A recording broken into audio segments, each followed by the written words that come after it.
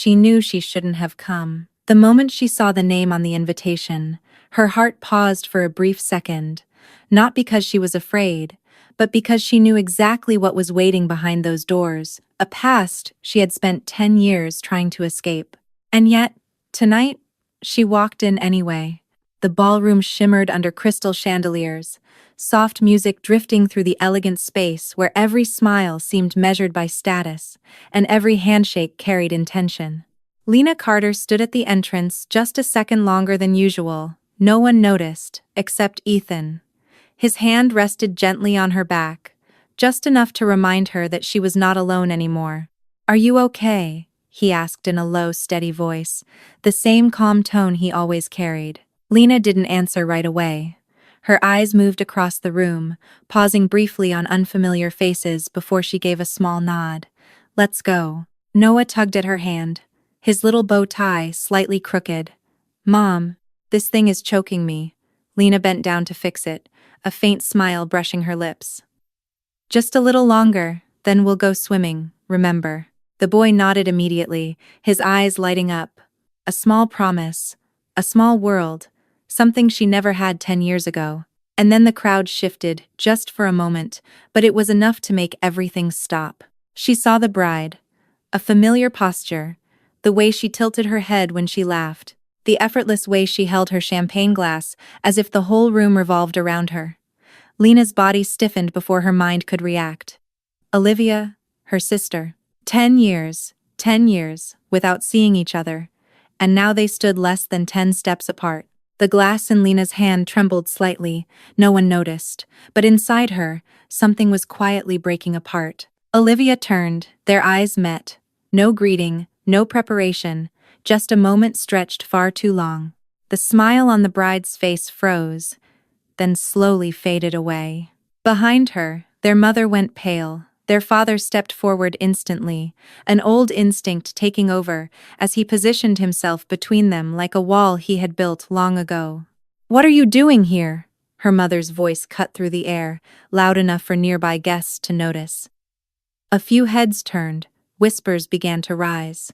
That familiar feeling came back, the sense of not belonging, of being seen as a mistake that needed to be erased, but only for a second, then it disappeared. Lena stood straighter. She was no longer the 21-year-old girl standing in the rain with a worn-out suitcase, no longer someone who had to explain her existence. Ethan stepped forward, his voice calm but firm. "My wife is a guest. We received an invitation from the groom." The name Lena Carter began to spread through the nearby guests. A woman in a red dress leaned toward her friend and whispered. An older doctor narrowed his eyes as if recognizing something. "She's the founder of NeuroAxis." The atmosphere shifted, not loudly, but clearly. Olivia blinked, as if a part of her carefully prepared script had slipped out of her control. The groom, Daniel Hayes, walked closer, confusion written across his face. His eyes moved between Lena and Olivia. "You know her." A simple question, but enough to start breaking everything apart. Olivia opened her mouth, but no sound came out immediately, and for the first time in her life, Lena saw her sister hesitate. Noah tugged gently at her hand. "Mom, who is she?" A small question, but it echoed clearly in the room. Lena looked down at her son, then at the woman in white in front of her, a piece of her past, a piece of what used to be called family. She smiled softly. "Just someone I used to know." And somehow, that quiet sentence landed heavier than anything else anyone could have said. Some memories never truly disappear. They simply lie still, waiting for the exact moment to return. As the music continues to echo through the wedding hall, Lena stands quietly, her expression calm, composed, but deep inside, an old door has been opened. 10 years ago, the rain that day was not heavy, but it was enough to make everything feel colder. Lena stood in front of the house, her hand gripping the handle of her suitcase so tightly her knuckles turned white. The suitcase was small, holding only a few clothes, a few books, and a belief that had just been crushed. "You have no right to come back if you chose to leave." Her father's voice came from behind the closed door. Not angry, not loud, just cold. like a sentence that had already been decided. Lena did not cry at that moment. She simply stood there, in the rain, as if standing long enough might make someone open the door, might make someone say it was all a misunderstanding. No one opened it. Inside, Olivia was preparing for her spring break trip, a trip the family called a deserving opportunity, an opportunity paid for with Lena's tuition. She found out that same morning, when her school account was empty. No warning, no explanation. Just a number that dropped to zero. Lena remembered that feeling clearly. It was not shock, it was emptiness. As if someone had erased her entire life plan with a single click. She asked. Her mother avoided her eyes. Her father sighed as if explaining something obvious. Your sister needs this opportunity more. You are not suited for a high-pressure academic environment. One sentence. Soft, but enough to destroy everything. Olivia said nothing. She just stood there in silence, but in her eyes, there was no resistance, no guilt, only acceptance, as if it was right, as if Lena truly did not deserve it. That night, Lena packed her things. No one stopped her. No one asked where she would go. The door closed behind her, and it never opened again. The next day, Lena slept on Maya's couch. 3 months later, she was working 3 jobs, mornings at a cafe, where she learned how to smile at people who would never remember her name. Evenings at a hospital reception desk, where she saw exhausted faces and realized she was not the only one trying to survive. Weekends at a call center, her voice repeating scripted answers over and over again. Some days, she slept less than 3 hours. Some nights, she collapsed over her books, the lights still on, the pages still open. There was a time she almost gave up. It was a cold morning when she received an email from school. The tuition deadline had passed. If she did not pay within a week, her enrollment would be canceled. Lena sat on the back steps of the cafe, her hands trembling as she read each line. Maya sat beside her. She did not ask many questions. She simply handed her a cup of warm water. You've come this far, Maya said softly. Don't stop because of them. A simple sentence. But it was enough to keep Lena going, she continued. One day at a time. One step at a time. No one cheered. No one believed in her. But she kept going. Back to the present. The laughter in the wedding hall grows louder. Lena blinks once, as if waking up from a long dream. Everything around her remains the same. But she is no longer the person she was 10 years ago. No longer the girl standing in the rain, waiting for a door to open. Now she is the one who built her own door, and tonight she did not come to ask for permission to enter. She came because she already had a world of her own, one they could never touch. No one noticed the exact moment everything began to change. There was no explosion, no announcement, just a shift in the air, the kind that reveals itself through lingering glances that last a little longer than they should. Lena stood in the middle of the ballroom, her dress simple yet elegant, perfectly fitted but not designed to compete with the glittering gowns around her. She did not need to. There was something else about her, something that could not be bought. Confidence. Across the room, Olivia was laughing. A perfect smile, carefully practiced, controlled, refined. We always put patience first, she said gently, her tone polished just enough to impress. I manage our family clinic, and we've grown significantly over the past few years. The group of doctors around her nodded politely. No one challenged her. Not yet. Until someone did.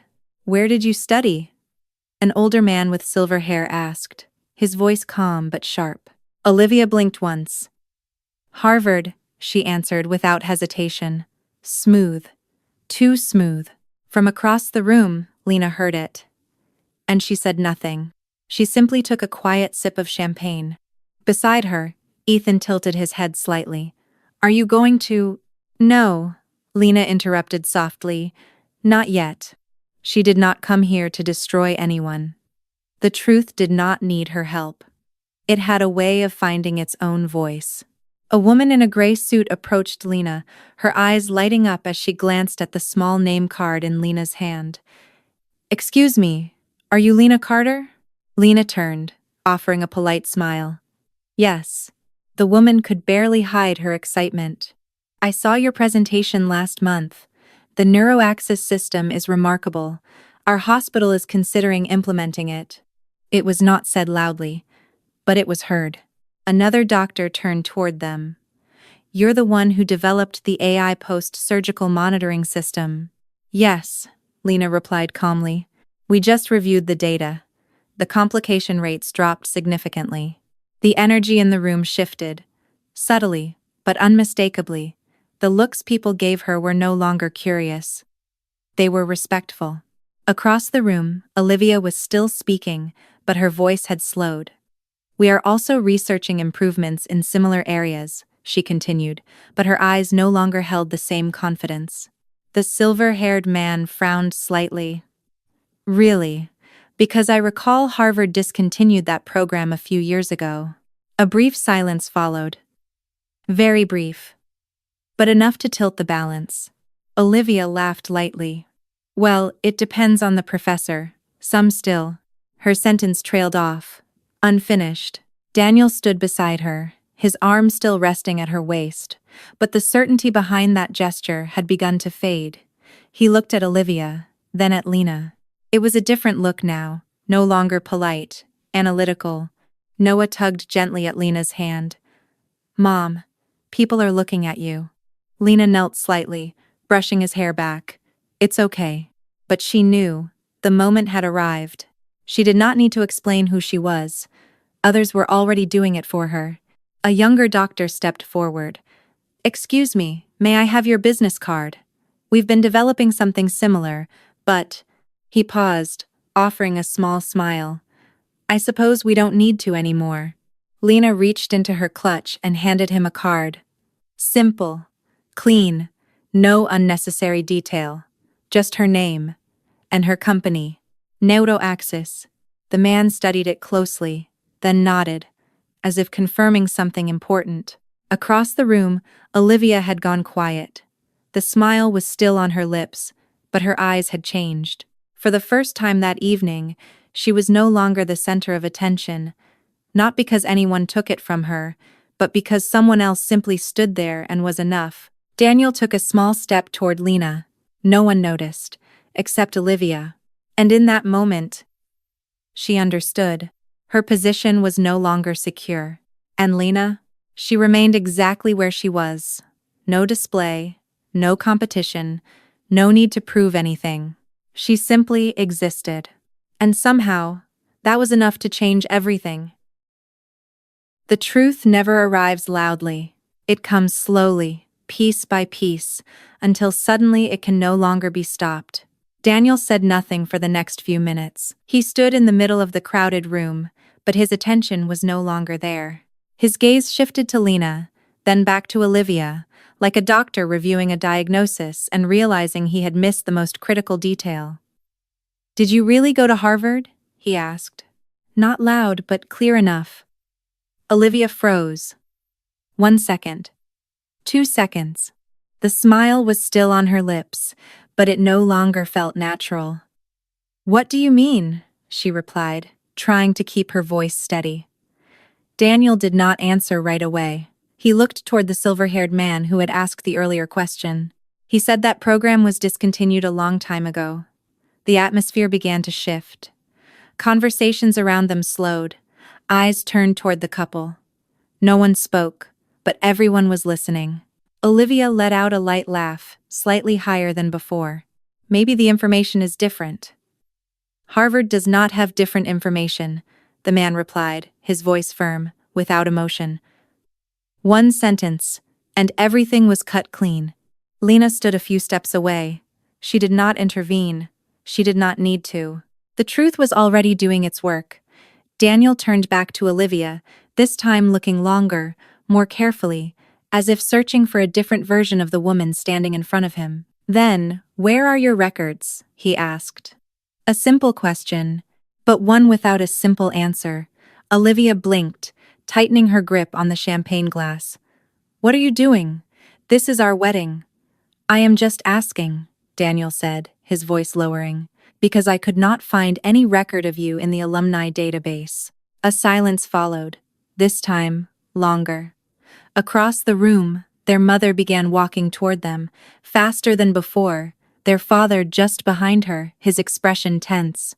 Daniel, she interrupted, perhaps we should. Did you know about this? Daniel cut in. The question shifted. It was no longer between two people. Now it involved the entire family. Their mother paused for a brief moment, then smiled. She has always been humble. She does not like to talk about her achievements. A perfect answer. Too perfect. Daniel did not smile. He turned toward Lena. He said nothing, but his eyes asked everything. And Lena understood. She took a step forward. Slow. Unobtrusive. Yet every gaze followed her. Do you want the truth? She asked. Her voice was not raised, but it was clear. Daniel gave a small nod. Lena looked at Olivia. No anger, no satisfaction. Just calm. She never went to Harvard. One sentence. Short. Final. No explanation needed. But enough. Olivia took a sharp breath. What are you doing? Her voice broke. Did you come here just to ruin everything? No, Lena replied. Just one word, but certain. I am not doing anything. She paused for a moment, then continued. I am just not lying. The words fell heavily into the room. No one spoke. Daniel stepped back, just slightly, very slightly, but Olivia saw it. And that was what truly frightened her. Daniel, you have to believe me, she rushed, her voice tight. That does not matter. I am still me. But it was not enough. Not now. Not when everything was beginning to unravel. The silver-haired man spoke again. If her academic history is not true, then what about the rest of her records? That question opened another door, a more dangerous one. Lena's father stepped forward. This has gone too far. Has it? Lena turned to him, meeting his eyes directly for the first time. She was no longer the daughter he once dismissed. Her gaze did not waver. Or is this exactly where it should begin? No one answered. But in that silence, something became clear. The story was no longer under their control. On the other side of the room, Noah held Ethan's hand, watching everything with eyes that did not yet fully understand. Dad, are they fighting? He asked softly. Ethan looked down at his son, then back at Lena. He did not answer immediately. He simply tightened his grip on the boy's hand. Because he knew, some moments could not be explained simply. At the center of the room, Olivia stood there, still in her perfect white dress, but everything around her was slowly collapsing. Not loudly, not dramatically, just beyond saving. Not every ending needs an explosion. Sometimes, real power lies in doing nothing at all. The room was still loud, but its center had shifted. It was no longer the bride in the white dress. It was a silence, a space where every eye was waiting to see what would happen next. Lena stood there, not stepping forward, not stepping back, simply standing. And that stillness made it impossible for anyone to look away. Her father was the first to break the silence. That's enough, he said, his voice low, trying to stay controlled. Why are you here? To ruin your sister's wedding. A familiar question, a familiar way of shifting the blame. Lena looked at him, and this time she did not look away. I am not doing anything, she replied. Her voice was not raised, but it was clear. I am just standing here. Her mother stepped in, forcing a polite smile toward the guests around them. She's always like this, always needing attention, always jealous of her sister. A few expressions wavered. A few people almost believed it. Old stories, repeated long enough, always begin to sound true. But not tonight. Ethan took a step forward, not rushed, not dramatic, but enough for everyone to notice. Interesting, he said calmly. Someone who worked 3 jobs to pay for her own education is being called attention-seeking. The shift was immediate. A doctor nearby turned. 3 jobs. Ethan did not look at them. He looked directly at Lena's parents. Mornings at a cafe, evenings at a hospital, weekends at a call center, while her tuition money was given to someone else. No one spoke, but this time, no one turned away. Olivia stood there in silence. No denial, no defense. And that silence said everything. Noah tugged gently at Lena's hand. "Mom, are they your family?" A simple question, but it cut deeper than any accusation. The room held its breath. Lena looked down at her son, her eyes softening. "Not exactly," she said quietly. A brief pause. Then she continued. "They are relatives." She straightened again, her gaze returning to the people in front of her. "Family are the ones who stay." It was not loud, but it carried far. Her father stepped closer, his voice dropping. "Who do you think you are, standing here saying those things?" A question that once made her silent, that once made her doubt herself, but not anymore. Lena looked at him. No anger, no challenge, just the absence of fear. "I am the person you threw out of your house," she said. Short, clear, and the one who rebuilt her life on her own. No one interrupted. No one laughed. No one argued. Because no one could. Olivia stepped forward, and for the first time that evening, her voice was no longer controlled. "What do you want?" she asked. "You already have everything, why come back here?" A desperate question. Lena looked at her sister for a long moment, as if seeing a version of herself that had taken a different path. "I do not want anything," she said. Simple, honest. "I am just not afraid anymore." And that sentence ended everything. No more words were needed. No more proof was required. Ethan's hand rested on her back. Noah's hand held hers. 2 anchors, 2 things she had built herself. "Let's go," Ethan said softly. Lena nodded. She did not look back immediately. She walked, slowly, not rushing, not escaping, just leaving. Behind her, no one stopped her. No one called her name. No one had that right anymore. As they stepped out of the hall, the music resumed. Everything returned to how it was. But not really.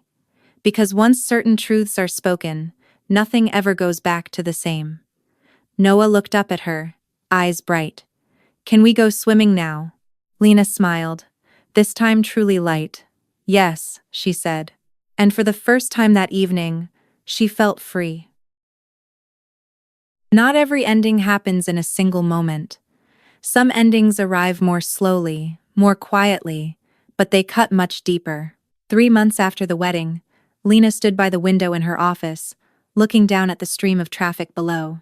The city kept moving as if nothing had happened. But some things had changed. The story of the Carter family clinic did not explode across major headlines. There were no dramatic breaking news clips, no viral videos, just reports, investigations, numbers, files reopened after years of being buried. Daniel was the one who started it. Not out of anger, but because he needed the truth.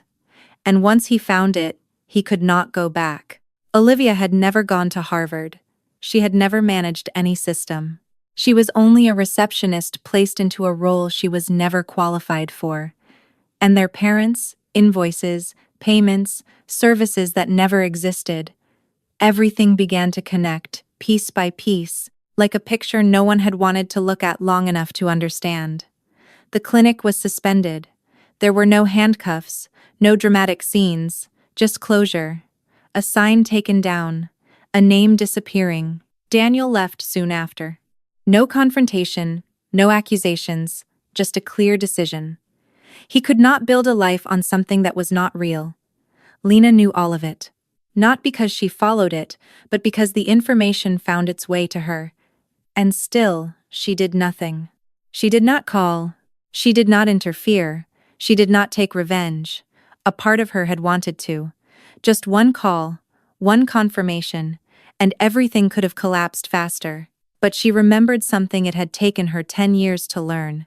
Not every victory needs to be proven. One afternoon, as sunlight slanted across the glass walls of her office, her assistant knocked. "Someone is here to see you." Lena looked up. "Daniel Hayes." She paused for a second, then nodded. "Send him in." Daniel walked in, no longer carrying the same confidence he had at the wedding. His shirt slightly wrinkled, his eyes tired, but clearer. "Thank you for seeing me," he said. Lena gestured for him to sit. Neither of them spoke at first. The silence stretched, but it was not uncomfortable. "You already know everything, don't you?" Daniel asked. Lena nodded slightly. "Most of it." He let out a quiet laugh, not amused.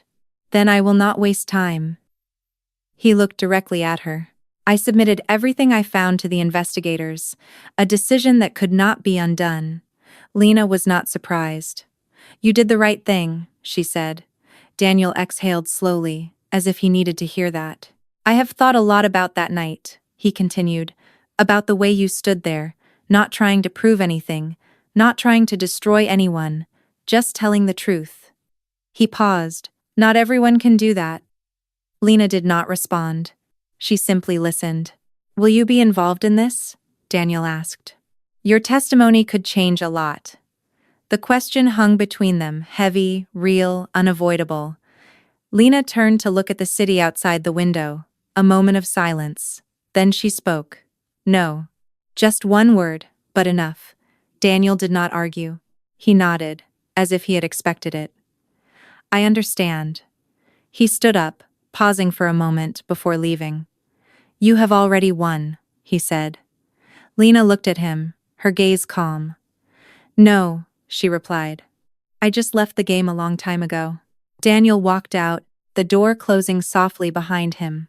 Lena stood still for a moment. Then her phone vibrated. A message from Ethan. "Pick up Noah early. Want to go to the zoo." A small smile appeared on her lips. A different world, not loud, not complicated, but real. She picked up her bag and left the office, carrying no past, no resentment, only what she had built with her own hands. And ahead, there was nothing left that anyone could take from her. If you have ever had to walk away from a place that was supposed to be your family, would you go back, or would you keep moving forward? Share your story. And if you believe peace is the greatest victory, stay and follow for more stories like this. If this story resonated with you, you're not alone. So many people are still trying to earn love they should have been given freely.